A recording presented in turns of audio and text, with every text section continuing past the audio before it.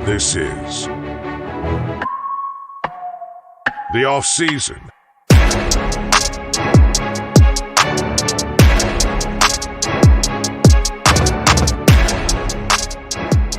The voice in your ears is Perfect Pervis, and this is the off season. Welcome to today's episode where we're going to talk about everyone in the community, how we can do more together. And joining me today is guest host Gavin Campbell. I'm founder of 3D Football. I've been coaching in Europe for the last about 10 years. That was after about a 10-year stint in NCAA, Division I, Division II, and Division III. And one of the big things I've always been involved in is team effort sort of thing. The idea of it takes a village, that old cliche. So this was definitely something that kind of hit personally for me. Now I have something that's we're talking about imports. It's gonna make me win this season. And it's also his word of mouth is going to help my business down the road. And I think that's what people forget. They want to know what's in it for instant gratification. What's in it for me now today? No. I think one way to say that is very simple is that, yeah, there's the way to be, the instant gratification. But if I help someone, the process that I'm doing to help them, that is an experience and knowledge that I wouldn't have gotten if I didn't do that. And to some extent, that is worth more than whatever you're doing. And just to be more general, like, say, me personally, I do a little bit of graphic design and video editing. If I edit a video for someone or do some graphic design for someone, and it's something I don't normally do, like say it's like I'm doing a logo or I'm putting together a commercial for some products, something I normally don't do, but I do the process. That process, now I know how to do that. And now when I see something similar, I'm more likely to say, hey, I could do that, or hey, I'll join that. I learned how to do graphic design because of the job I was working at the time. I needed to help the graphic designer I had. He taught me stuff, and I learned a little bit on my own, and now I'm able to help other people. I've created logos and websites for different people, and I'm not a designer. I'm not a graphic designer. I'm more like a media personality, but also I've spent time doing podcasts and learning how to edit video and audio. Well, not just that, it helps. I'm not an editor, but I know how to, and that process was the times I did it, I might not have been like paid for those things, but learning that and now having those experiences is worth it. That brings up the ultimate point of this, right? We talked earlier, we talked a couple times about what's in it for me, right? That's the kind of general idea. Okay, so and I'm a firm believer, right? Because initially when we talked about this topic before, like when we presented the ideas and we talked about this topic, I was thinking from the football side, right? Yeah. The average DC in Europe uses their defensive linemen as a speed bump so the linebackers can come free. True. Right? My thing always is, no. I run a 3-4, so it looks like a 5-man box. It's not. It actually is a 7-man box. Well, we'll say 6, depending on where you put your receivers. But it's a 6-man box, so I'm still at least even, or depending on your receivers, I'm +1, right?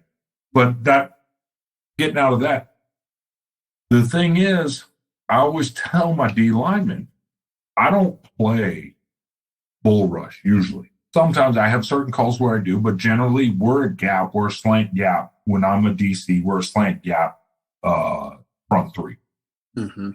And the point I always do about it, the whole idea of odd fronts, is that it slows down double teams. At the end of the day, one of the major components, depending on how you're running it, obviously, right? Slows down double teams because they're still going to get 4 guys, just like if it was a even from, right? But which is that 4th guy, and where is it coming from? Is the D line slanting this way and he's hitting this gap? Is the D line slanting the other way and he's hitting the other gap? Is it that guy? Is it this guy? Is it right? And the thing I always tell the guy is you're not there to stop the linebacker. Because I usually go to like kind of, we'll say, I don't want to say lower level teams, right? Because I don't want to disrespect them in that way. But like they don't have a lot of experience, football IQ experience in their coaching staffs prior. Right. And so they just think I'm here to absorb the blocks, take on 2 guys so that the linebackers are free. And the thing I always tell them is, no, you're there to get in that gap and stop the play. If you get double teamed, one of 2 things is going to happen. The guy's going to come off you when I blitz in the gap, right? The guy's going to come off you, in which case you've been fighting a double team, you can come free. Right? Or the linebacker is going to come free because the double team's going to stay on you. And that was kind of the route I was going, because we can do more. Like it doesn't. Maybe it's my nose guard that gets the tackle, or maybe it's that blitzing linebacker, and you don't know which. And pump block's the same thing. I tell my guys I always send +1 based on their backfield protection. I was trying to get +1 free, and I tell them every time. If you get blocked, you absorb the block or run through it. Don't try and avoid it, because we have 1 more guy than they have. So if all 4 of you thinking of shield, right? All 4 of you get back there.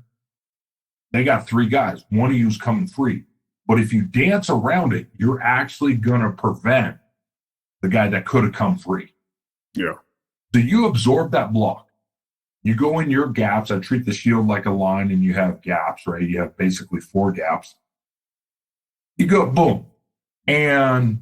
But that's the route I was going, and that's what people don't understand. And that I think that's the best analogy. If I'm one of the 4 guys in the shield and I'm hitting that inside gap between the middle shield and like left or right shield, right? And I try and get outside because I'm about to get blocked. Now I've just tripped up. I'm physically on the ground now because I tripped up my own player, and both of us, we tangled feet and fell to the ground. So not only have both of us failed based on my not wanting to work together, but our team, our overall mission. And a lot of these cats out here that are going to be the first ones to tell you, nah, I can't really do that. I got my own thing going on, blah, blah, blah. Like those are the cats that have these like sort of virtuous callings. Oh, I'm doing it because to make football better in Europe. Oh, I'm doing it because say that one more time, because this is the most overly used phrase I've ever heard in my life. I just want football to be better anywhere I am. I'm trying to make football better in Europe is what naive people say all the time. Naive. I'm going to be honest. We had this conversation, right? I don't want to put too much business out on the street because it's still ongoing stuff. But I will just put it in this way. Yeah. If I am a representative of a club, like I'm financing the club, I'm the GM, I'm the president, I'm on the admin side, the front house, as you and I talk about this, right? I'm the board by European terminology, right? Yeah. I'm not fucking wasting money on a junior program. Hear me out here. Let me go through the full transgression of the full progression of this thought. So I'm not wasting money. Okay. Because we'll say I'm the president, right? My job as the president of the club is not to make football in that country better. My job is to make the club that I'm the president of better, right? Here's the problem. Now, that being said, let me put a caveat in.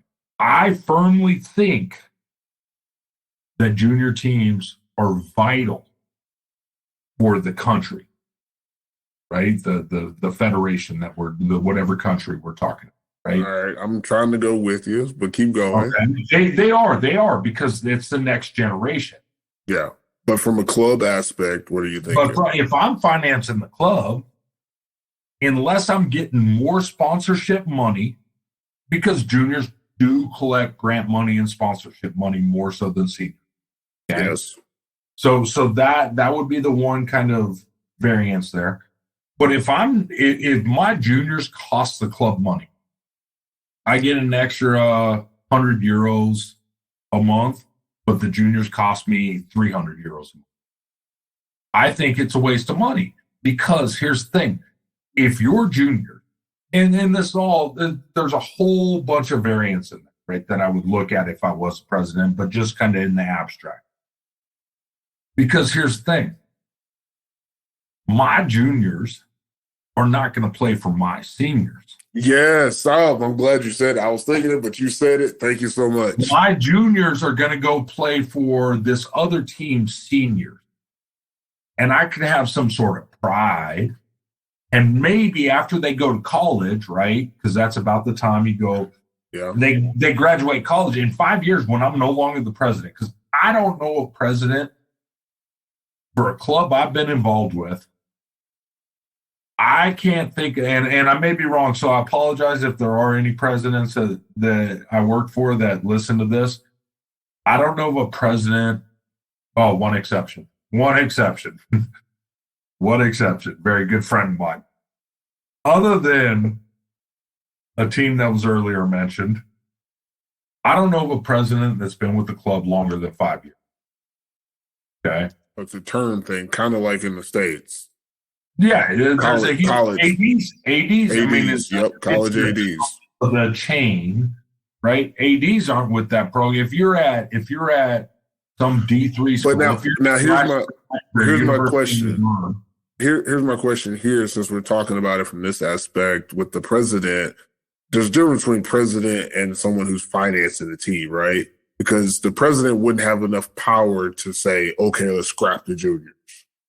Compared to someone who's footing the bill would be able to say, we're going to scrap the juniors because I'm paying for all this stuff. But really? But really? Well, I'm coming from Finland where everything has to be fair. I'm going to say outright. Neither person really, if you're talking two separate people, okay? Yeah. Because I've been with some clubs where the president is everything. Okay, yeah. But I've also been with clubs where there were sponsors and there was the president, right? Like there's some clubs where there's a president, but really he just owns the team, and then there's other places where there's an actual board, right? Like a better way. Yeah. But I will say this: in the situation you're talking about, where there's a board, checks and balances. They get sponsors, and the sponsors have their demands or whatever, right? Yeah. Here's the thing. I don't think either side has. This is where I think people kind of lose it. Sponsors aren't giving you money just because. They're getting something from it. Because, I had one. I'm not even going to say who it was because I have such a disdain for this individual. Okay. But this was during my NCAA days. But this individual, it's funny that the people that we despise working for the most are the people that give us some of the best leadership knowledge, right? True. Either what to do or what not to do, right? Yep, you learn either way. I tend to hate people that only speak in cliches. But you can take a lot from those cliches. Anyways, we were having a staff meeting one day, and he's like, "Yeah, nobody ever became a millionaire by giving their money away."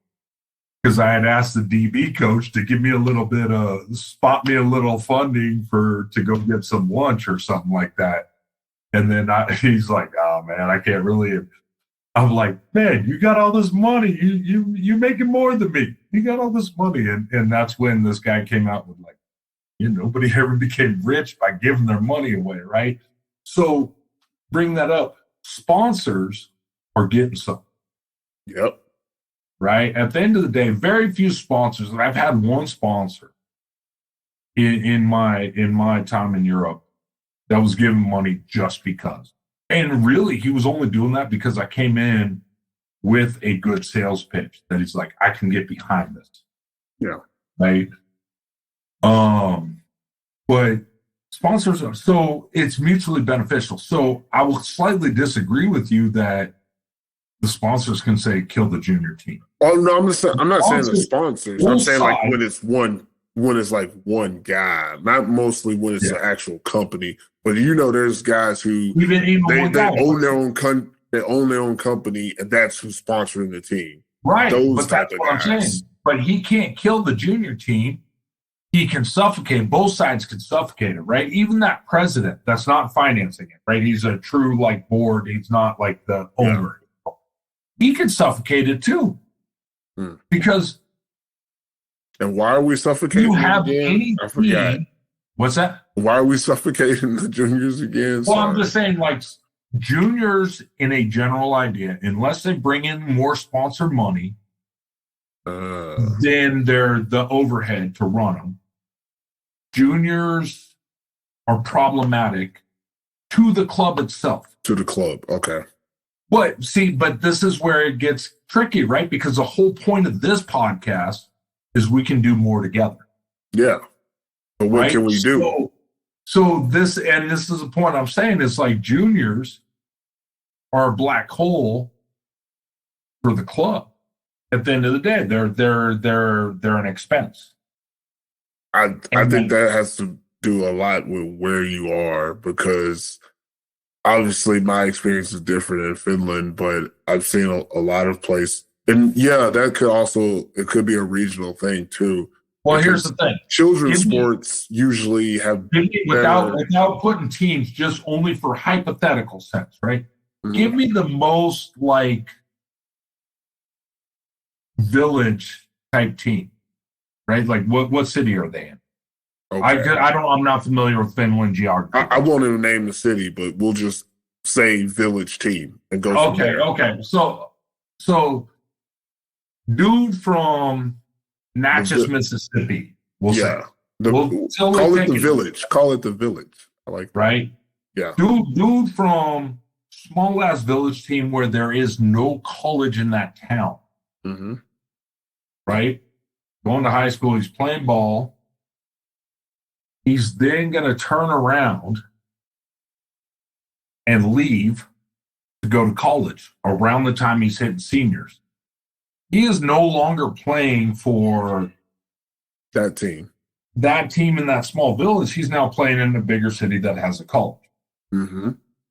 So that small ass village team just basically spent money to give now. But this is where you got to balance it, right? We got to do more together, right? But at the same time, I think people. Can I jump in with what I think the solution would be? The solution would be, if this is just me thinking of how it could be, is that these teams that have junior teams in these small cities, because that same kid, when he goes to that bigger city, what he learned as a kid is going to be the reason he plays for that other team. Yeah, no, 100%. There should be some type of cooperation between the two teams. And that's similar to what I think should happen in Finland, is that there's too many teams at every level and there should be less. But also, like what you're saying is, what I would suggest as a solution to what you're saying about the juniors is that there's a certain amount of men's teams, so that if you have a juniors team and your player goes to another team as a adult, you have like a farm type of deal where they kind of know, because the big cities have that's assuming that everybody, if you're living in a country where there's basically like one or two cities that have big colleges, right? Think about it. I'm in Poland right now. Okay. You got it depends on the country. That's what I'm saying. It's very regional. It really depends on where you're right. at. And like I was with a very small team up in northern Poland. Very small. We gotta stop here in like 5 minutes. Sorry. That's fine. I got wrapping it up. That's but fine. Go ahead. But finish your story. Ultimate point is, I think for me to sum up the whole thing. Okay, we got sidetracked with that junior thing because that kind of went against what I was saying, but I think it proves it in the long run, right? Is that, you should always look at what you're getting out of something. Mm-hmm. But sometimes the intangibles, or what we call opportunity costs, are more beneficial, right? Like the psychic income, not opportunity costs, right? The psychic income, the money you get from that association, or the advantages you get from that association are worth offsetting the opportunity cost, what it costs you, right? Like 5 minutes of my time to plug Perfect Pervis means that now when you plug me, your fans, I'm going to send a lot less traffic your way, right? Because just based on the numbers of followers, if we go off that algorithm type idea, right? I'm going to send less people, but at the end of the day, I'm going to remember you were there from day one. So you're going to get more psychic income down the road from it. You know, where I might get a big boost now because you're like, hey, go to 3D football, take care of this guy. Then once I start getting that traffic in, right, I'm going to send stuff back to you. So right now you're not going to get it from me, but you're going to get it down the road once I start getting more people like in. Well, also, let's not act like you're not famous out here too. There's another thing, like just being associated with the right people. It could be some. I do much more than media guys, and you know that. But being associated with certain people, like just telling people I know Gavin Campbell. I mean, when I go to Poland, if I ever do, that's going to get me some cash. You better be. Hey, you talking about media? I'm going to make sure I got a meeting with my potential team from next year coming up this week. I'm going to be like, hey, we got to get them down for a game. Yeah, bring me down. Like that's the type of stuff that is, like you said, that psychic money. Like that's that compensation, that experience, those lives. Is that it's never just one-sided, even if you think that it looks one-sided. One thing that I wanted to say before we really get out of here is that, I've started working with juniors a little bit more with podium preps, and we do a lot of like youth camps and stuff. So I've kind of seen more of that, but I've always kind of saw that in Europe when it comes to like people doing camps and personal training and stuff like that. And what I've really noticed is there's a lot of people doing a lot of similar things. And when they come together, those are the things that everybody sees. Everybody knows what's going on. But there's a lot of things going on at the same time that nobody knows because they're not bringing it together.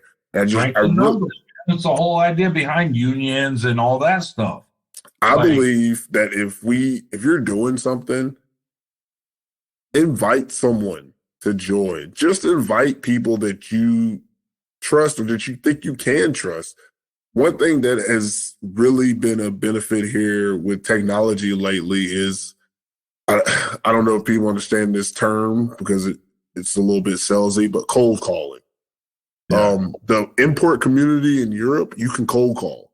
You can text, you can Facebook friend somebody that you don't know, that you don't play with, that you've not played against, send them a message, ask them about your idea or tell them about your idea or something and say, hey, I'm going to be here. Would you mind meeting up? Yeah, have a plan. I'm going to say this because we get anybody that's been over here long enough gets a message from somebody like, Coach, I'm the difference between you winning a championship or not. And see, I'm not even talking about like recruiting. I'm talking about everything outside of football. Right. I'm saying on the next track with it. Have a plan. Like, look, what's your idea? Because here's the thing. I'm all about helping anybody out. But I'm not going to come up with your plan and then help you execute it and give you the credit for it. Don't come in there saying, hey, let's do something together.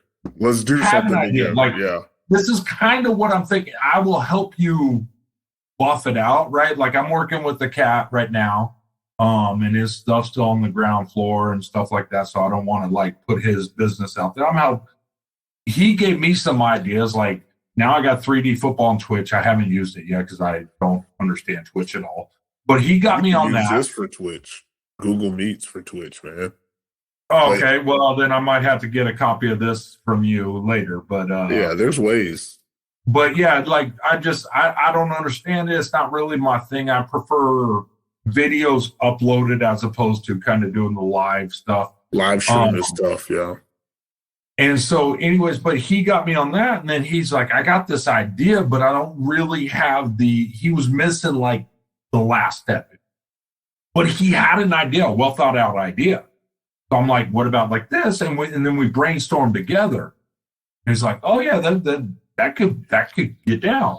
That reminds me. Have an idea. You don't have to have the finished product. Yeah. Have an idea. Don't come to me and expect me to come up with your idea and then turn around. And that's where I would say, because it's also happened to me before, but if you're listening, if you have an idea and you know what you want to do and you want help with it, you want someone that can do a part of it, or what would I do in this aspect? Yeah, you reach out. But if you just have a general idea and you want someone to come up with the plan, you're asking for a business partner. Yeah. Or a consultation. I've had people ask me literally, can you make me a business plan? Well, if I make the business plan, it's my business. It's my business. Why am I going to give it to you? Yeah, what's my equity if you want me to come up with your business plan? Yeah. But if you have an idea, it's not that hard. Like I'm working with like 3 or 4 people right now, and they're like, "Hey, I'm doing this. I want to do this on media. What do you think?" And I tell them, "This is what I think. This can help you because you're bouncing your ideas off of me.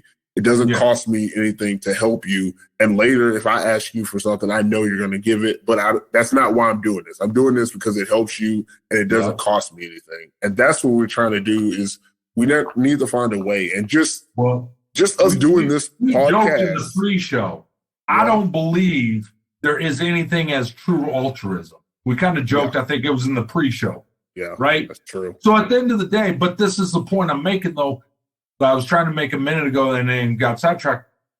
Like at the end of the day, my thing is a dude that thinks like you or me, that I'm just going to help a cat out no matter what, right? Mm-hmm. They're going to help a cat out no matter what. True. But how do we reach out to these people that aren't like you and I? And if we strike and this is where I think you have to use Sun Tzu. I live my life off Sun Tzu. Okay. Yeah. Right. You have to know your quote unquote enemy. I'm not saying there are enemies, right? Like, but what I'm saying is you have to know how to speak to them. Mm-hmm. And so the thing is, we may have to present it as selfish. We have to say, look, you're going to get it down the road. True. Not because a guy like me and you isn't even looking at that. It's going to come or it's not going to come, because some people are going to do you dirty and not give you when they make it, they're going to forget that you gave them the labor. True. Right. But for those cats out there, if you sell that aspect to them, that's going to, because you don't need to convert a dude like you or me that kind of like, I'm going to help you as long as I don't have to do your work for you. True. Right. Like talking about the business plan, coming up with the whole business plan. Right. Then let's sell it in that way. You don't have to sell it based on your principles. Sometimes you have to change. You took communication class in college, I'm sure. Of course. And the one thing you learn in any communications class is speak to your audience. Speak to your audience. Our audience for trying to get change and helping each other out is not the people that are going to help each other out. our audience are those people that are like, what's in it for me? Those You're are right. the who need to get to help each other. You're right. That's eye opening. And see, that's why this podcast has been so important to me, is that this is the conversations that are opening things. Because I'm thinking right now, and we're actually gonna just cut off this after I get done. And can I do a shameless plug though? Oh yeah, we'll do plugs. Always plugs at the end. So I'm just gonna throw this out there, is that I'm thinking off the top of my head right now of maybe starting, like a monthly like Google Meet or something with the community that, we're mostly involved with, and having people just exchange ideas or have a small agenda, 2-hour call, talk it out with people and just go over things. Because I feel like there's a lot of things that can be done if we come together, but people aren't doing it. You know how it was before the pandemic. People were traveling, going places, and you're meeting people and ideas are being bred. Post-pandemic, everyone is staying. Everybody thinks, doing a Zoom call is how you get stuff done, which sometimes it's helpful, but also there's nothing better than, planning to meet somebody or being in the same area. You get better conversations that way. I think it shows effort too. That's the other thing, like we talked about business plan. Like, whether you're the one traveling or you're the one being traveled to, there's energy and effort in advance. But it wasn't like you were just drinking and sent a message like, I have this idea, help me with it. It was like, I got the plane tickets, you know how to pick me up from the airport, you know where I'm staying. Like both sides are good. If you tell me you're coming and you got a flight, then I'll stop whatever I got to do. Like I had a couple weeks ago, I think, I've had a friend that he sent me a message like, I'm coming to Finland, I want to catch up. And I'm like, cool. And I forgot about it. But then when he came, I was like, oh shoot, I forgot. I was supposed to do this. I canceled this because this dude came all this way and he wanted to make sure we could connect. So we connected because that's what we needed to do. And I mean, I think that's most people like that are in our shoes is look, I'm willing to help anybody. I don't care what your idea is. I don't care how not feasible or the possibility of success, how low it is, right? Keep in mind, I'm running a special teams consulting business in Europe. Yeah, like, let's be honest. I don't care how successful I think your idea might be. Because if I did, I wouldn't have 3D football, right? But at the end of the day, like, I want you to put effort into it, and I'm going to help you no matter how successful or unsuccessful. And I might be honest with you, like, I don't know if this is going to get traction. But that's because I feel you need to have all the cards, good and bad, right? It's not me shooting your idea down. It's me telling you, like, just be ready to, and I'll have a company that I did pre-pandemic.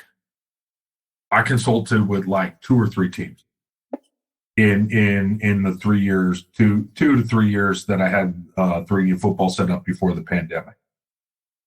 2 or 3 teams, and one of them was solely online, and I charged them very bare bones, sort of like. And then I had, and then since then I've gotten a little bit more traction on it. Yeah.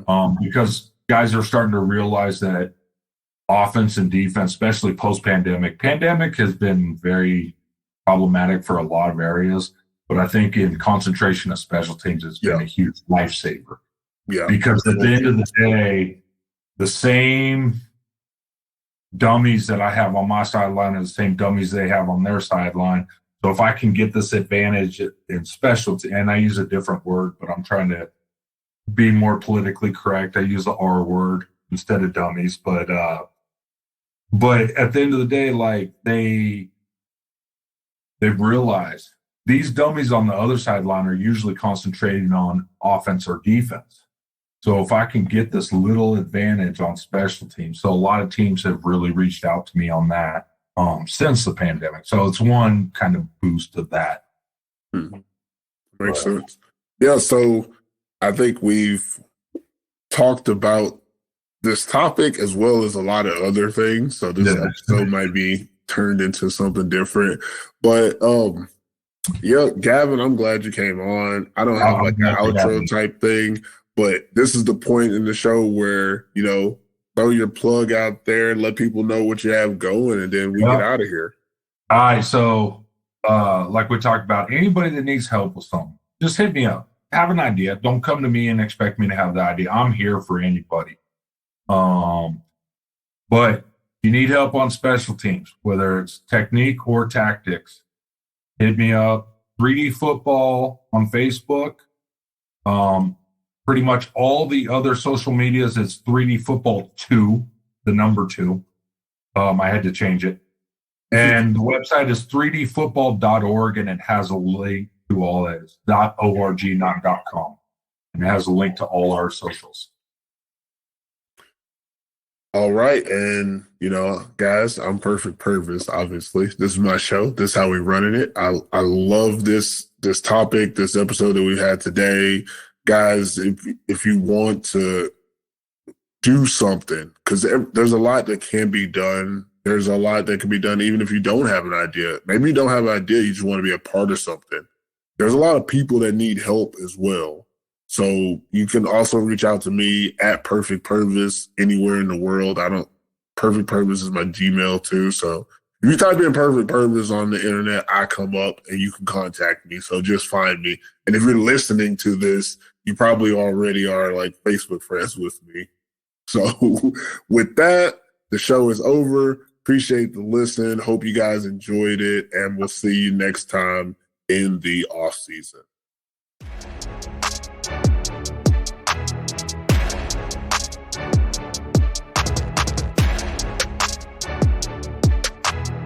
This is the off season.